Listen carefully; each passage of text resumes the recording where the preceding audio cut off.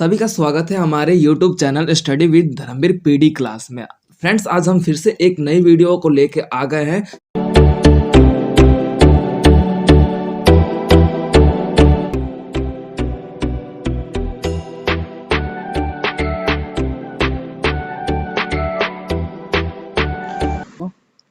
देखिए, बेसिकली बात कर लेते हैं। ये आपका इग्नू का थर्ड ईयर का ही कोड है, लेकिन कुछ बच्चों को ये सेकंड ईयर में भी ऑप्शंस के अकॉर्डिंग बच्चे सेलेक्ट कर लेते हैं। ठीक है, तो ये आपका थर्ड एंड सेकंड ईयर के लिए भी हो सकता है। तो ज़्यादातर ये थर्ड ईयर में बच्चे सेलेक्ट करते हैं इस कोड को। तो BPAG 174 सतत विकास सस्टेनेबल डेवलपमेंट आपका होता है। ठीक है, तो हम देखो सतत विकास का मतलब क्या है उसके बारे में पहले पढ़ेंगे, उसके बाद हम इस पूरे बुक के एक चैप्टर वाइज एनालिसिस आज करेंगे कि कौन से चैप्टर में आप क्या पढ़ने वाले हो। लाइक दैट की इंट्रो ऑफ चैप्टर। ठीक है, तो हम इसके अंतर्गत आपको पहले बता दो कि आपका मतलब सतत विकास का मतलब क्या होता है। ठीक है, बुक को पढ़ने से पहले हमें बुक के चैप्टर्स को पढ़ने से पहले हमें क्या है, सतत विकास के बारे में जानना जरूरी है कि भाई सतत विकास का मतलब क्या होता है, सतत विकास का मीनिंग क्या होता है, सस्टेनेबल डेवलपमेंट का मीनिंग क्या होता है। ठीक है, तो पहली बात तो ये है कि सतत विकास एक ऐसा विकास है जब एक मानव या फिर पूर्ण रूप से पूरा मानव का जो समूह है वो अपने विकास की प्रक्रिया ऐसे पूर्ण करे या फिर पूरा करे जिसमें प्राकृतिक पर किसी भी प्रकार का आघात ना पहुंचे, यानी कि चोट ना पहुंचे, और अपने आने वाले भावी पीढ़ी को ध्यान में रखते हुए वो अपना विकास करे, उसे ही सतत विकास कहते हैं। ठीक है, जिसके अंतर्गत हम ये देखते हैं कि मानव अपना विकास करे लेकिन आने वाले भावी पीढ़ी को ध्यान में रखते हुए विकास करे कि भाई हाँ, उससे क्या है, उसकी डेवलपमेंट हो रही है, तो वो हमारा सतत विकास कहलाता है। क्लियर हो गया यहाँ तक? तो हम बेसिकली बात कर लेते हैं आपका पाठ्यक्रम के सूचना व्यवस्था के रूप में कि हम कौन से चैप्टर में क्या क्या पढ़ने वाले हैं। तो हमारा इसमें आपके 4 खंड है। 4 खंड में पहला खंड आपका हम देखेंगे कि भाई पहले खंड का क्या है स्वरूप। तो इसमें पहले खंड का जो इकाई का चैप्टर का नाम है वो आपका सतत विकास का अर्थ, स्वरूप और क्षेत्र। यानी कि हम इसमें पढ़ेंगे कि सतत विकास का अर्थ क्या होता है, सतत विकास का अर्थ से आपका क्या तात्पर्य है। ठीक है, उसके बारे में पढ़ेंगे। तो हम बात कर लेते हैं पहले चैप्टर में। तो देखो, सतत विकास का हम पहले अर्थ जानेंगे कि सतत विकास का मतलब क्या होता है। उसके बाद हम उसका विकास और उसका स्वरूप देखेंगे कि भाई सतत विकास का स्वरूप कैसे है, पूरे विश्व में सतत विकास की क्या व्यवस्था है। तो ये सारी बातें हम चैप्टर नंबर फर्स्ट में पढ़ेंगे। ठीक है, सतत विकास से हमारे किस तरीके से हमारे पर्यावरण सुरक्षित तथा हमारे संसाधन सुरक्षित रह सकते हैं, इसके बारे में भी हम फर्स्ट चैप्टर में ही पढ़ेंगे। सतत विकास हमारे जीवन में किस तरीके से उपयोगी है, ये सारी बातें आप चैप्टर नंबर फर्स्ट में पढ़ने वाले हैं। ठीक है, और सतत विकास की विशेषता की वह ये भी आप चैप्टर नंबर फर्स्ट में पढ़ने वाले हैं। ठीक है, यहाँ तक क्लियर हो गया? किसी को कोई डाउट? अब देखिए, अब जैसे कि सतत विकास का थोड़ा सा मैं अर्थ बता देता हूँ ताकि आप लोगों को क्लियर हो जाए। देखो, सतत विकास का मतलब ही होता है ना, जब पूर्ण रूप से आपका हमारा जो स्वरूप है, हमारे देश की जो स्थिति है, वो हमारे स्वरूप में, हमारे व्यवस्था के रूप में जब हमारा आरंभ हुआ था 1970 के आसपास का, ये जो टाइम पीरियड रहता है, उस समय सतत विकास को बड़े पैमाने पे विकसित किया गया था। इसमें क्या हुआ, यहाँ पे सारे बातें सभी व्यक्ति, सभी व्यवस्था को पता चल गया कि हमारी जो व्यवस्था रही है, हमारा जो स्वरूप रहा है, हमारी जो स्थितियाँ रही है, उनको हम बेहतर तभी कर पाते हैं जब हम आने वाले भावी पीढ़ी को उनको ध्यान में रखते हुए हम सभी संसाधनों का प्रयोग करें। भाई हम इतने संसाधन का प्रयोग ना करें कि हमारे आने वाले जो पीढ़ी है उनको संसाधन की प्राप्ति ही ना हो सके। उदाहरण के तौर पे संसाधन क्या है भाई, पेट्रोलियम हो गया, कोयला हो गया, ठीक है, हमारे ईंधन हो गए, ये आपके क्या है, आपके संसाधन है। ठीक है, तो ये आप इन संसाधनों का उतना प्रयोग करें जितनी आपकी आवश्यकता है और भावी पीढ़ी का व्यवस्था को ध्यान में रखते हुए हम इनका प्रयोग करें। ये आपका कंप्लीट सतत विकास का मतलब है। क्लियर है? तो ये आपका फर्स्ट चैप्टर था जिसमें हमने पढ़ा कि सतत विकास का मतलब क्या होता है और सतत विकास की व्यवस्था क्या होती है। ठीक है, अब बात कर लेते हैं हम अपने सेकंड चैप्टर का। तो हमारा सेकंड चैप्टर है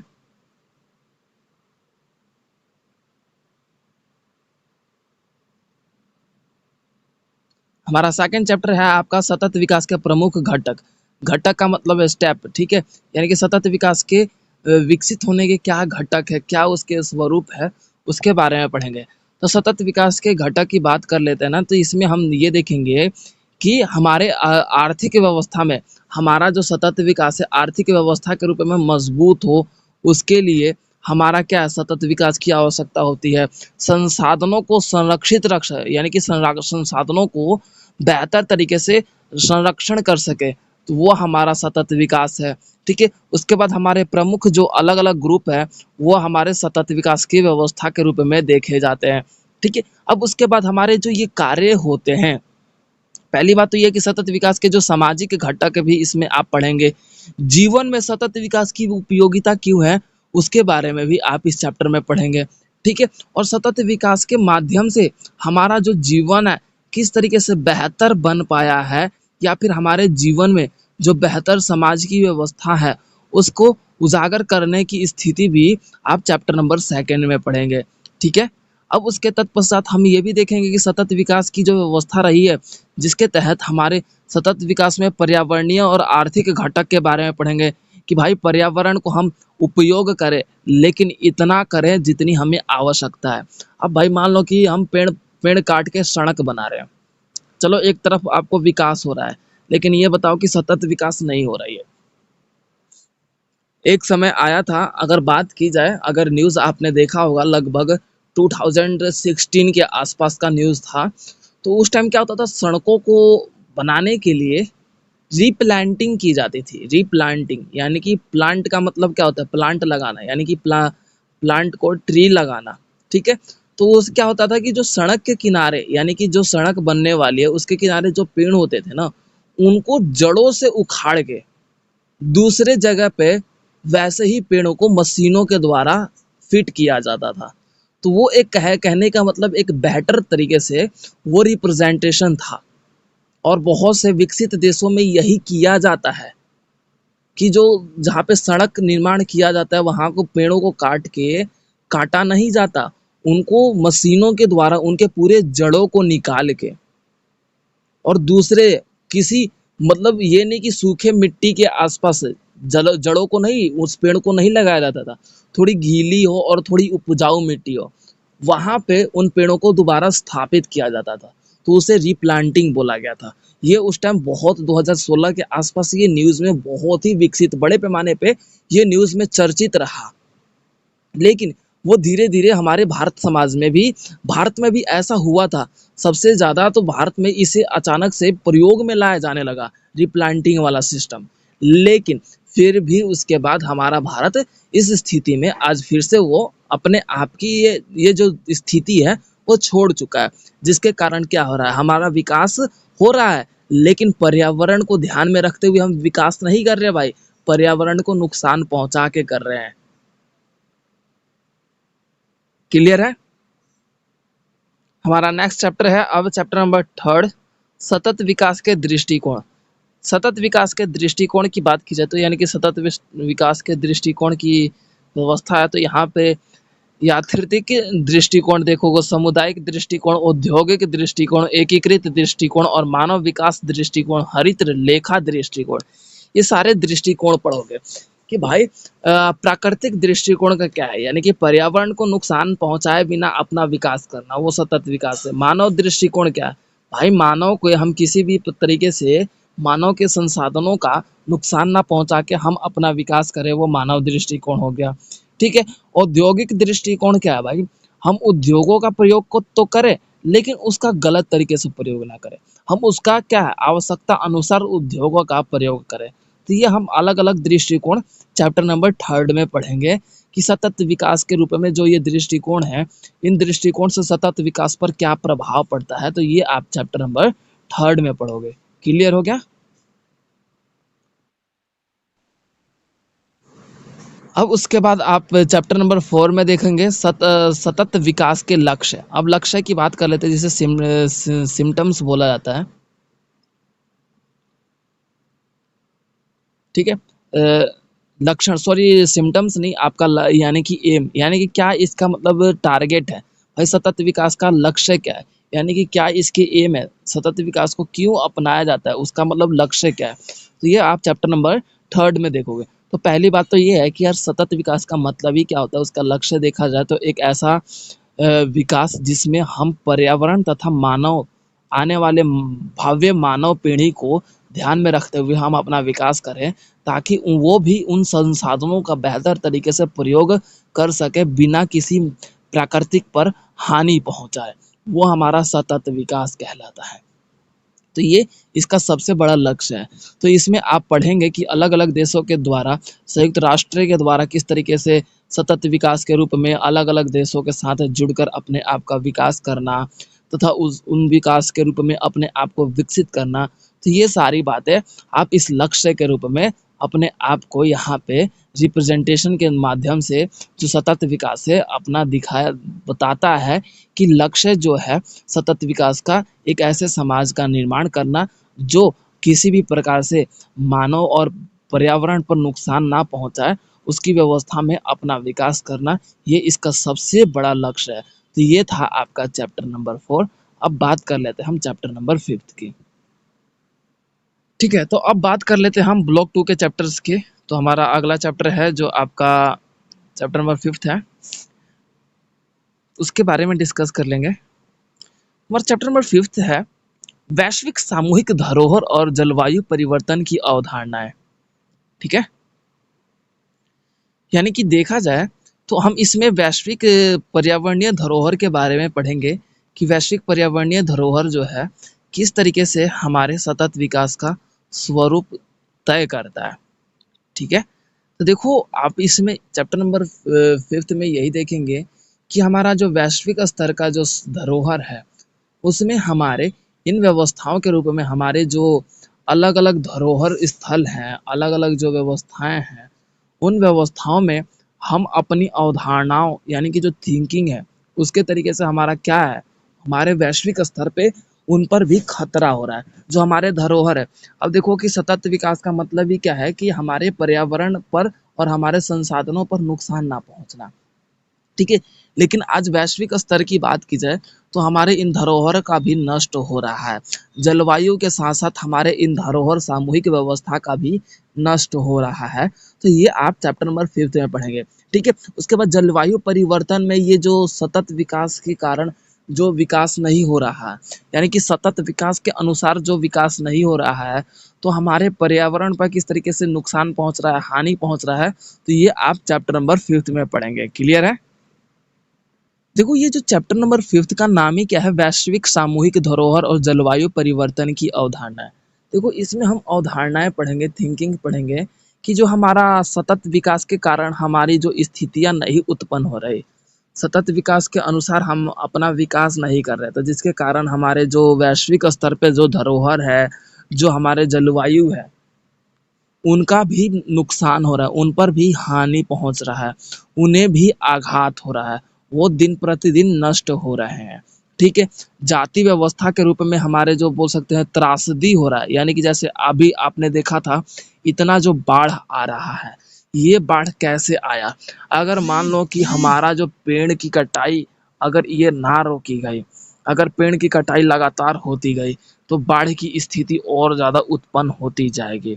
ठीक है, क्योंकि देखो जाहिर सी बात है, अगर पेड़ की कटाई होगी तो वातावरण में गर्मी ज़्यादा होगा, वातावरण अगर गर्म होगा तो जो जल वाष्प की प्रक्रिया है वो और ज़्यादा होने लगेगा, फिर बादल बनने लगेंगे, फिर बादल बारिश होने लगेगा, बारिश होने के बाद गर्मी के कारण हिमालय पर्वत पे जितने भी बर्फ है वो सारे पानी में पिघल कर और नदियों में मिलने लगेंगे, नदियों का लेवल बढ़ जाएगा, नदियों के लेवल बढ़ने से बाढ़ की स्थिति उत्पन्न हो जाएगी।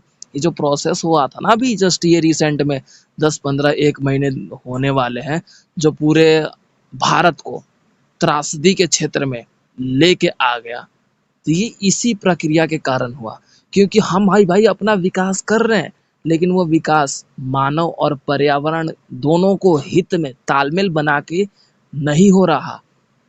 मानव अंधाधुन अपना विकास कर रहा है, अंधाधुन अपना डेवलपमेंट कर रहा है, भाई अपने विकास के बारे में मानव सोच रहा है। ठीक है, तो ये हमारा धरोहरों का भी नुकसान हो रहा है, हमारे जलवायु व्यवस्था का नुकसान हो रहा है, तो ये आप चैप्टर नंबर 5th में पढ़ेंगे। क्लियर हो गया? अब उसके बाद हमारा चैप्टर नंबर 6 है, चैप्टर नंबर 6 निकाल लीजिए, सतत विकास पर अंतर्राष्ट्रीय शिखर सम्मेलन। अब देखो सतत विकास में आप ये देखेंगे कि 1992 में पृथ्वी शिखर सम्मेलन अपनाया गया, रियो डी सम्मेलन भी अपनाया गया जो जिनेवा क्षेत्र में हुआ था, ठीक है। तो ये आप 1992 में सतत विकास शिखर सम्मेलन की जो पृथ्वी को बचाने के लिए, पृथ्वी को संरक्षित पहुंचाने के लिए, पृथ्वी की रक्षा करने के लिए ये शिखर सम्मेलन आयोजन किया गया था। तो सतत विकास पर अंतर्राष्ट्रीय शिखर सम्मेलन का मतलब इस चैप्टर नंबर 6 में यही देखेंगे कि अंतर्राष्ट्रीय तौर पर शिखर सम्मेलन जो आयोजित किया गया था, उससे हमारे पृथ्वी को सुरक्षा पहुंचाने के लिए आयोजित किया गया था। और इस सम्मेलन में कौन-कौन से देश शामिल हुए, कितने दशकों तक ये सम्मेलन चला और इस सम्मेलन में को सहयोग देने वाले कौन-कौन से देश हैं, ये सारी बातें आप चैप्टर नंबर 6 में देखेंगे, ठीक है। तो ये आप चैप्टर नंबर 6 में ज़्यादा कुछ इम्पोर्टेंट तो है, लेकिन कहने का मतलब बस ये है कि सिंपल है, ठीक है। यानी कि शिखर सम्मेलन क्यों अपनाया गया था भाई? पृथ्वी को सुरक्षित रखने के लिए, पर्यावरण के, उसकी स्थितियों के, उसके मतलब पेड़ों की कटाई को रोकने के लिए, पर्यावरण में जो बढ़ रहे कार्बन डाइऑक्साइड की मात्रा थी उसको विवाद करने के लिए, ग्लोबलाइजेशन जो ग्लोबल वार्मिंग हो रहा था के कारण प्रतिदिन अब क्या हो रहा था, ठीक है, जिसके कारण ग्लोबल वार्मिंग हो रहा था। तो ये सारी बातें आप चैप्टर नंबर 6 में पढ़ेंगे, ठीक है। कि शिखर सम्मेलन को इसलिए आयोजित किया गया था ताकि हमारे व्यवस्था में हमारे समाज को सुधार किया जा सके, हमारे पर्यावरण को सुरक्षित रखा जा सके, ठीक है। ठीक है, तो अब हमारा अगला चैप्टर है चैप्टर नंबर 7, विकास, सततता और जलवायु परिवर्तन के बीच परस्पर संबंध, विभेदित जिम्मेदारियों का केस, ठीक है, पूरा चैप्टर का नाम है, ठीक है। तो इसमें हम पढ़ेंगे कि विकास और सततता की अवधारणा। देखो विकास और सततता की अवधारणा, देखो हम इसमें क्या बताएगा कि भाई हम विकास करें लेकिन सततता को ध्यान में रहे, यानी कि हम अपने सतत व्यवस्था के रूप में देखें, यानी कि हम विकास में इतना अंधाधुन ना हो जाए, इतना पागल ना हो जाए कि भाई हम अपने विकास के कारण पर्यावरण पर हो रहे जो नुकसान है ना उसको ध्यान में ना रखें। तो इसी व्यवस्था को यहाँ पे हमारे समाज में प्रस्तुत किया गया और हमारे इस जो चैप्टर है इसमें आपका बताया गया कि हमारा जो परिवर्तन, जलवायु परिवर्तन हो रहा है उस पर हो रहे प्रभाव है, वो प्रभाव दिन प्रतिदिन हमारे सतत विकास की व्यवस्था के अनुसार ना करे विकास के कारण हो रहा है। यानी कि जो हम सतत विकास के माध्यम से हम अपना विकास कर रहे हैं उससे हमारे पर्यावरण को उस हद तक हानि नहीं पहुंच रहा, उस हद तक हमारा नुकसान नहीं हो रहा पर्यावरण का, लेकिन सतत विकास के अनुसार हम अपना विकास नहीं कर रहे तो हमारा पर्यावरण दिन प्रतिदिन नुकसान और बोल सकते हैं उसको हानि पहुंच रहा है, जिसके कारण अब क्या है जो पर्यावरण भी है मनुष्य जाति से अपना जो है अपना प्रकोप के माध्यम से, चाहे सूखा, बाढ़, जितने भी ये आपदाएं हैं, प्राकृतिक आपदाएं हैं, उसके माध्यम से वो भी अपना प्रकोप दिखाते हुए मनुष्य की व्यवस्था को प्रदर्शित कर रहा है, ठीक है। अब इसमें क्या है हमारा, इसमें ये भी बताया जा रहा है कि अब इसमें जो विभेदित जिम्मेदारियों का केस, यानी कि हमारा क्या है भाई, हमारा जिम्मेदारी क्या है आपके अनुसार? अनुपमा बताइए कि आपके अनुसार आपका क्या जिम्मेदारी होना चाहिए? Tell me about what is your responsibility to nature.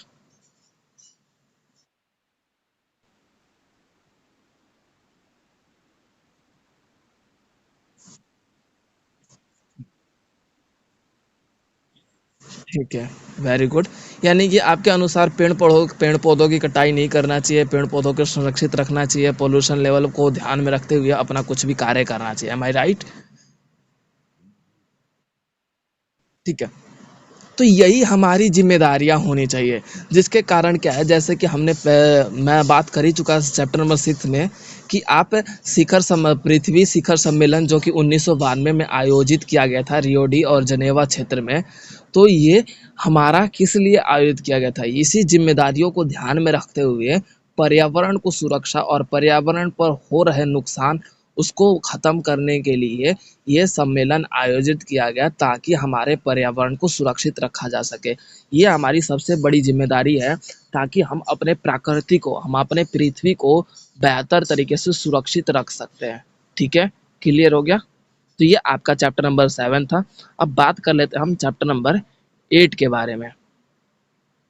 चलिए ठीक है, तो अब बात कर लेते हैं हम खंड थर्ड की। ठीक है, तो हम बात कर लेते हैं अब खंड ख का। तो खंड ख में आपका चैप्टर नंबर 8 से स्टार्ट होता है। तो अब चैप्टर नंबर 8 की बात कर लेते हैं। तो सतत विकास और खाद्य सुरक्षा के बीच संबंध, यानी कि सतत विकास और खाद्य सुरक्षा के बीच संबंध। अब जैसे कि आपको पता है कि सतत विकास का मतलब ये नहीं कि भाई पर्यावरण पर नुकसान पहुंचा रहे हो। तो सतत विकास का मतलब ये कि भाई आप अपना विकास करो, लेकिन संसाधन को सुरक्षित रखते हुए, संसाधन को संरक्षित रखते हुए, जितनी आवश्यकता संसाधन को है उतना ही प्रयोग करते हुए अपना विकास करें। अब खाद्य सुरक्षा का मतलब क्या होता है? आपके खान पान, जो अनाज है, गेहूं चावल जितने भी, ये आपके खाद्य व्यवस्था है। ठीक है, तो इसको भी हम सुरक्षित रख सके ताकि हमारे आने वाले पीढ़ी को ये प्राप्त हो सके। अब कहोगे कि सर आने वाले पीढ़ी को प्राप्त क्यों नहीं होगा? अब ये भी कॉमन सी बात ये है कि दिन प्रतिदिन खेतीहर जमीन को खत्म किया जा रहा है। खेती वाले जमीन कहें चाहे कहीं पे भी खाली जमीन, अब बच्चा ही कहाँ पे है कि भाई आप खेती करोगे? खुद बताओ, जो आपके आसपास के घर पहले होते थे, उसके 5 साल पहले, अरे 5 साल छोड़ो, आप 3 साल पहले का रिकॉर्ड देखो कि कितनी खाली प्लॉट हुआ करती थी। आज के टाइम पे देख लो अपने आसपास के वातावरण में, वो प्लॉट खाली दिखेंगे। ये प्रॉपर्टी का नाम लिखा होगा, उस प्रॉपर्टी का, that's property belongs to like that, ये कुछ भी लिखा रहता है। तो क्या है भाई, हमारे आने वाले भव्य पीढ़ी है ना, जो हमारी पीढ़ी दर हैं, उनको खाने के भी बहुत बड़े लाले पड़ने वाले हैं। तो ये क्या है, तो आप चैप्टर नंबर 8 में पढ़ेंगे कि भाई सतत विकास की अवधारणा का उद्भव जो है, उद्भव का मतलब है कि उसको कैसे और ज्यादा मतलब एक्सप्लोर किया जा सके, विकसित किया जा सके। ठीक है, तो ये आप चैप्टर नंबर 8 में पढ़ेंगे। एंड सेकंड ऑफ थिंग कि चैप्टर नंबर 8 में ये भी पढ़ोगे कि खाद्य सुरक्षा का अर्थ और अवधारणा को ध्यान में रखते हुए हम सतत विकास की बात को अपनाएं ताकि हमारा जो खाद्य व्यवस्था है उसको सुरक्षित रखा जा सके, उस पर किसी भी प्रकार को नुकसान ना पहुंच सके। तो ये आप चैप्टर नंबर 8 में पढ़ेंगे। क्लियर हो गया? तो हमारा चैप्टर नंबर 9 है स्वास्थ्य, स्वच्छता और खाद्य सुरक्षा में हरित और अभिसरण प्रौद्योगिकियों की भूमिका। ये आपका चैप्टर का नाम है। देखो, तो स्वास्थ्य, भाई सतत विकास का मतलब है कि अपने स्वास्थ्य को भी बेहतर कर सके। और जैसे कोरोना था, लग रहा था कोरोना के टाइम पे सतत विकास हो रहा है। मानव की जीवन को कुछ मूल्य ही नहीं था। मानव के जीवन को ऐसा ऐसा मतलब लाश को ऐसे दफनाया जा रहा था जैसे कि हाँ, कोई जानवर को लाइक दैट कि इंसान का जो फितरत क्या है भाई, जानवर को इस तरीके से दफनाया जाता है। ठीक है, तो उस समय जो इंसान की जो जीवन का मूल्य था, आपको क्या लगा कि जीवन की कीमत है? मानव के जीवन की कीमत उस टाइम पता चल रहा था कोरोना के टाइम? नहीं। तो ये क्या है कि स्वास्थ्य व्यवस्था, अब भाई हम आने वाले पीढ़ी को, अब जैसे कि आप देखते होंगे कि बहुत बार ऐसा बोला जाता है कि हमारी जो कुछ बीमारियां होती है जो हमारे पेरेंट्स से मिल जाती है, जीन के माध्यम से, जो हमारे जीन्स होते हैं उनके माध्यम से मिल जाते हैं, जो हमारे डीएनए है उनके माध्यम से मिल जाते हैं। तो क्या है, आने वाली जो भावी पीढ़ी है, हम सतत विकास के अनुसार विकास नहीं करेंगे तो हमारा जो स्वास्थ्य है दिन प्रतिदिन हमारे वातावरण के अनुसार दूषित हो रहा है, प्रदूषित हो रहा है। तो हमारा स्वास्थ्य भी हमारा आने वाले भावी पीढ़ी के एक बोल सकते हो जहरीले काम के अनुसार वर्क करने वाला है। तो ये आप चैप्टर नंबर 9 में पढ़ेंगे। ठीक है, उसके बाद हरित व्यवस्था, हरित व्यवस्था जो कि हरित क्रांति के रूप में भी आप चैप्टर नंबर इसमें पढ़ेंगे कि हरित व्यवस्था और अभिसरण का मतलब क्या है। प्रौद्योगिकी में हरित व्यवस्था का स्वरूप क्या है कि भाई हम हरियाली को लेके चले, हम अपने पर्यावरण का विकास करते हुए अपना विकास करें। तो ये हरित व्यवस्था यानी कि पेड़ों की कटाई ना करते हुए हम अपने आप का विकास करें, ये आपका हरित व्यवस्था का स्वरूप है। ठीक है, तो ये आप चैप्टर नंबर 9 में पढ़ेंगे। उसके बाद हरित व्यवस्था, हरित प्रौद्योगिकी का स्वरूप और हमारे स्वास्थ्य में पर्यावरण का क्या उपयोगिता है, ये आप चैप्टर नंबर 9 में पढ़ेंगे। क्लियर हो गया? हमारा चैप्टर नंबर 10 है सतत विकास में शिक्षा की भूमिका। अब इसमें सिंपल सा लैंग्वेज बोला जाए, सतत विकास में भाई शिक्षा की क्या भूमिका हो सकती है? Anyone guess it? ठीक है, तो देखो सिंपल सा लैंग्वेज हम जैसे कि यहाँ पे आप दोनों ने बता ही दिया, अनुपमा एंड प्रियंका आप दोनों ने बता दिया कि सतत विकास के लिए शिक्षा का जो इम्पोर्टेंस बहुत ज़्यादा मायने रखता है, बहुत ही ज़्यादा इम्पोर्टेंट है। तो जैसे कि मैं अभी आप लोगों को जैसे कि इन्होंने एग्जाम्पल बताया कि जैसे हम अभी क्लास पढ़ रहे हैं, क्लास में आपको पढ़ा रहा हूँ, तो मैं आपको बता रहा हूँ कि भाई पर्यावरण को हम नुकसान पहुँचाए बिना हम अपना विकास करें ताकि हम आने वाले भावी पीढ़ी का भी उपयोग वो कर सके, उन संसाधनों का प्रयोग वो कर सके। ठीक है, अब जैसे जैसे कि आपको पता ही ना हो कि भाई पेड़ों की कटाई से क्या क्या होते हैं, तो ये पता होने के लिए आपको एजुकेटेड होना जरूरी है कि भाई एक पेड़ होता है, अगर वो उसकी जड़ें मिट्टी में फैली होती है तो वो मिट्टी का पकड़ बनाता है, यानी कि मिट्टी को बांध के रखता है। मिट्टी का कटाव जो पन होता है वो एक स्थान से दूसरे स्थान पर कम होता है। ठीक है, पेड़ क्या है कि वो अपने अनुसार क्या है जलवायु को, यानी कि जलवाष्प को सोखने का भी काम करता है। अंदर ही अंदर जड़ों के माध्यम से वो क्या है अपने पानी की पूर्ति को पूरा करता है, जिसके कारण जो पानी का जो लेवल है समुद्र का वो भी कम करने में पेड़ बहुत ज़्यादा मायने रखते हैं। ठीक है, अब पेड़ों की कटाई से कार्बन डाइऑक्साइड बढ़ रहा है, ये सारी बातें आपको पता चलेगा जब आप एजुकेटेड होगे, तभी जब आप शिक्षित होगे तभी आपको पता चलेगा कि भाई कार्बन डाइऑक्साइड के मरने से क्या हो रहा है, क्लोरोफ्लोरोकार्बन के बढ़ने से क्या हो रहा है, किस तरीके से ओजोन लेयर डैमेज हो रहा है। ये सारी बातें अब कब पढ़ोगे? जब आप एजुकेटेड होगे। ये आपको तब पता चलेगा जब आप एजुकेटेड होगे, तभी हमारा सतत विकास को हम बेहतर तरीके से सुरक्षित और संरक्षित रख सकते हैं। ठीक है, तो सतत विकास में शिक्षा की जो भूमिका है ना वो सबसे ज़्यादा महत्वपूर्ण है।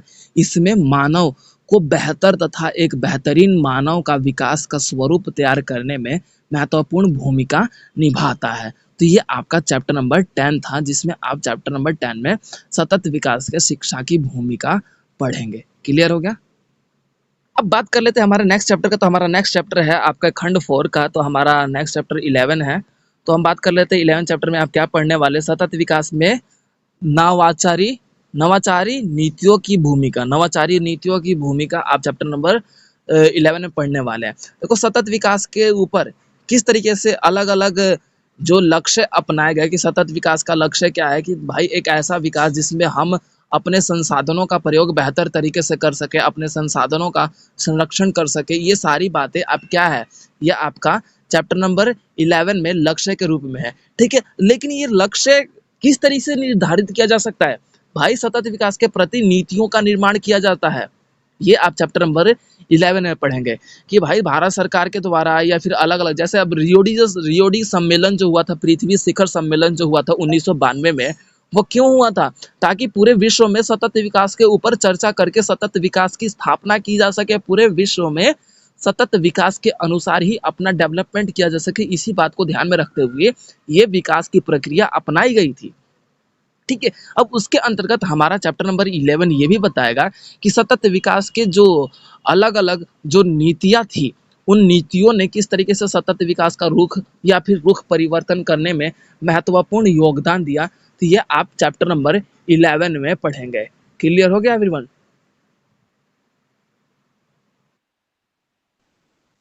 अब उसके बाद हमारा अगला चैप्टर है चैप्टर नंबर 12।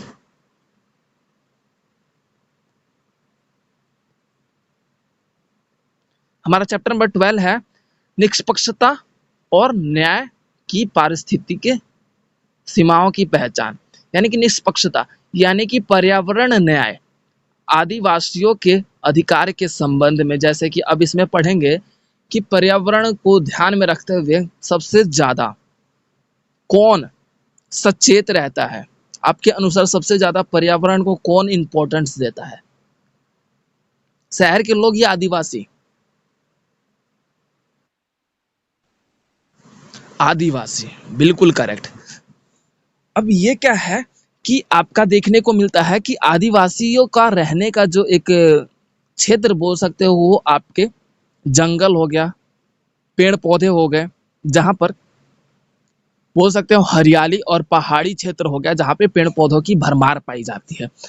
अब उस स्थिति में भी पर्यावरण पर इसे नुकसान पहुंचाते हुए अपने विकास के लिए मानव क्या कर रहा है, उन आदिवासी क्षेत्रों को समाप्त कर रहा है। आदिवासी इसके प्रति विरोध कर रहे हैं और पर्यावरण की सुरक्षा के लिए भी इनका विरोध का दायित्व रहता है, जिसके तहत हम ये देखेंगे कि आपका चैप्टर नंबर 12 में यही देखेंगे कि निष्पक्षता न्याय की व्यवस्था का सीमा हमारे कानून में वर्णन किया गया है कि अगर पर्यावरण पर किसी प्रकार से हम पेड़ों की कटाई करें तो वो कानूनी अधिकार के रूप में देखा जाए तो वो अगर कानून के बिना पूछ कर हम बिना पेड़ को कटाई करते हैं तो वो अगर ये क्या है आपका गैर कानूनी तरीके में आने लगा है। जंगलों को काटना आपका गैर कानूनी तरीका है। ठीक है, तो अब क्या है निष्पक्षता रूप में अब न्याय की प्रक्रिया होते हुए सतत विकास की ध्यान भी किया जा रहा है। तो ये आप चैप्टर नंबर 12 में पढ़ेंगे। क्लियर हो गया। अब उसके बाद आपका चैप्टर नंबर 13 है संसाधन उत्पत्ति क्षमता वृद्धि के वैकल्पिक तरीके। यानी कि जो संसाधन है भाई उनका उत्पत्ति हम उतना करें, आपका देखे जाएगा कि हम अपने संसाधनों का बेहतर तरीके से प्रयोग करें। देखो हमारे पास बहुत से बात बोला जाता है कि हमारे पास रहता सब कुछ है लेकिन हमें उसका उपयोग करने का तरीका नहीं पता। तो वही है कि संसाधन हमारे पास है लेकिन उन संसाधनों की हम ज़रूरतों के अनुसार पूरा करें, तभी हमारा सतत विकास के रूप में हमारे पर्यावरण तथा हमारे आने वाले भावी पीढ़ी है उनको सुरक्षित रख सकते हैं, उन संसाधनों के प्रति उनको भी अग्रसर कर सकते हैं। तो चैप्टर नंबर 13 में हम ये देखेंगे कि हम अपने विकास हम अपनी क्षमता के अनुसार करें। जैसे कि बोला जाता है ना कि अपने क्षमता के अनुसार हमें वजन उठाना चाहिए।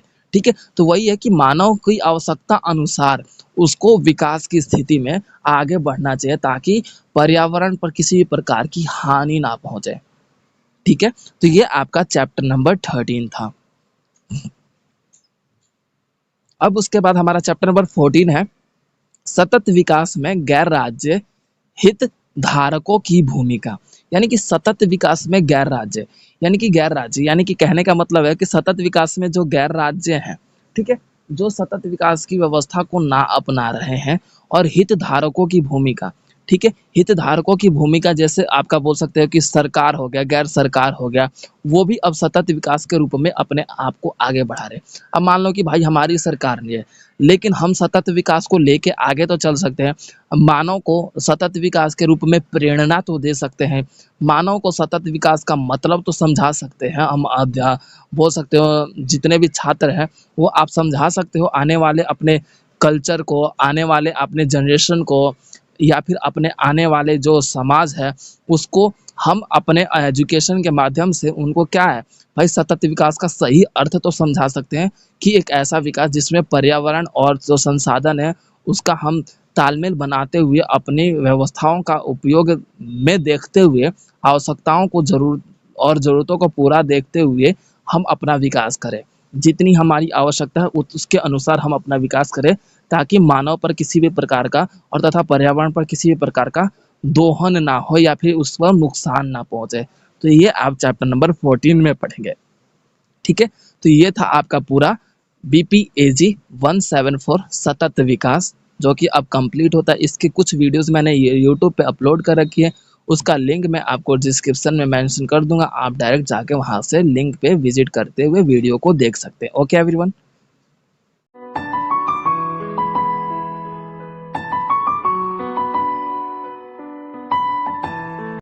तो वीडियो को like, comment, share and subscribe करना ना भूलें।